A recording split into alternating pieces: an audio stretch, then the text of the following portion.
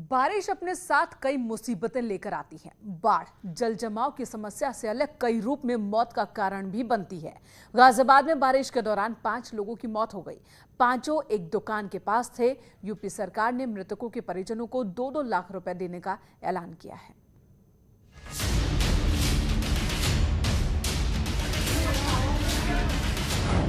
एक बच्चा था जो कि छोटा था, ये दुकान खुली हुई थी उस समय।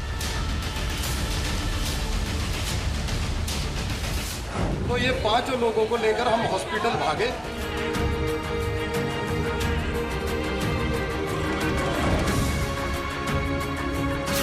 ये तो इन्वेस्टिगेशन होगी तब पता पड़ेगा कि किसका फॉल्ट है। लेकिन अगर यहाँ पानी ना भरा होता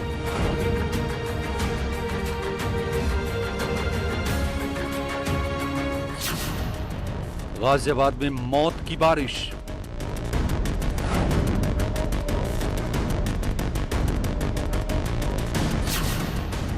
थाना सिहानी गेट इलाके में मातम।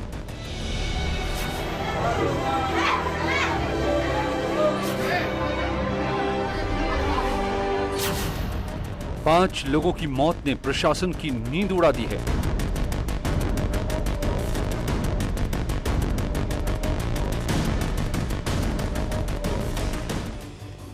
दिल्ली, नोएडा और गाजियाबाद समेत आसपास के इलाकों में पिछले 2 दिनों से भारी बारिश हो रही है। सड़क पर पानी भर गया है तो गलियों में जल जमाव ने मुसीबतें बढ़ा दी हैं। दिल्ली एनसीआर के हर इलाके में बारिश ने मुसीबत बढ़ाई है और इसी मुसीबत के बीच गाजियाबाद में 5 लोगों की जान चली गई। हम खड़े हैं गाजियाबाद के सिहानी गेट थाना क्षेत्र के राकेश मार्ग में। आप देख सकते हैं मेरे पीछे ये जो टीन लगी हुई है, इस टीन पर एक होल्डर का तार लटका हुआ था जिसकी वजह से उसमें करंट आया पूरी टीन में, और यहाँ तक ये पूरा पानी भरा हुआ था। पानी भरे होने के कारण जैसे ही वो यहाँ पर होल्डर का जो तार था वो टच हो रहा था और यहाँ इस एंगल पर वो पानी पहुंचा, यहाँ आसपास के इलाके में करंट दौड़ गया। जिस वक्त करंट टीन शेड से होकर पानी में उतरा था, उस वक्त सिहानी गेट के राकेश मार्ग की गली नंबर 3 में लोग आ जा रहे थे। 35 साल की जानकी अपनी 3 साल की बेटी सुभी के साथ थी। 10 साल की खुशी और 12 साल की सिमरन भी वही थी।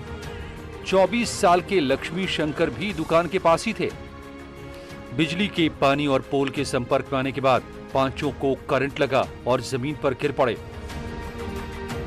नंगे तार थे जो बिजली डिपार्टमेंट द्वारा गली के अंदर सप्लाई दी गई थी, उसका करंट उतरा और 5 लोगों की मौत हो गई। फिर उनसे बोलकर मैंने लाइट कटवाई तो ये 5 लोगों को लेकर हम हॉस्पिटल भागे। लेकिन तब तक देर हो चुकी थी। 5 लोगों की मौत से स्थानीय लोग नाराज हो गए और हंगामा शुरू कर दिया। लोग बिजली विभाग पर लापरवाही का आरोप लगा रहे थे। क्या हुआ था यहाँ पर, थोड़ा डिटेल में बताइएगा। यहाँ पे ऐसा हुआ था कि यहाँ पे एक बच्चा था जो कि छोटा था, ये दुकान खुली हुई थी उस समय पे। किस चीज़ की दुकान? परचूने की, किरान परचूने की।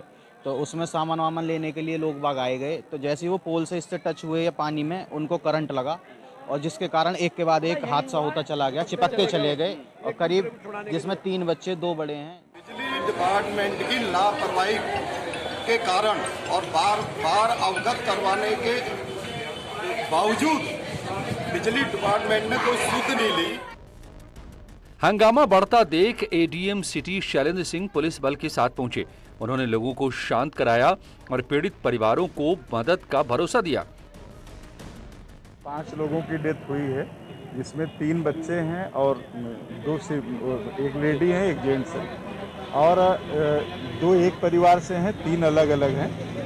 शॉप पे सामान लेने गए थे, उससे कैजुअल्टी हो गई है। फिलहाल प्रथम दृष्टया जांच कराई जा रही है।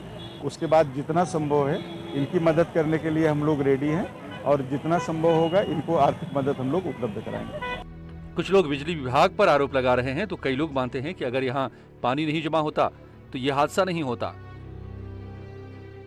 ये तो इन्वेस्टिगेशन होगी तब पता पड़ेगा कि किसका फॉल्ट है। लेकिन अगर यहाँ पानी ना भरा होता तो संभवतः ऐसा होता कि जो करंट था, जो आप बता रहे हैं आसपास के पानी में भी फैल चुका था, वो ना फैलता। हाँ, वो ना फैलता कम से कम, अगर पानी ना भरा होता तो।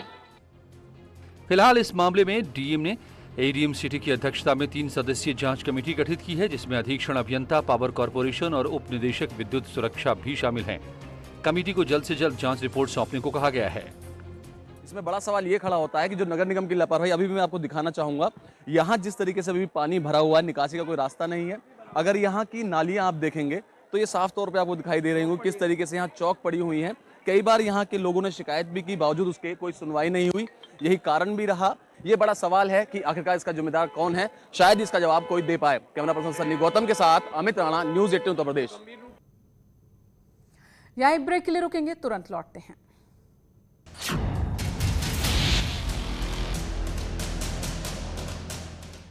घटना फतेहपुर पुलिस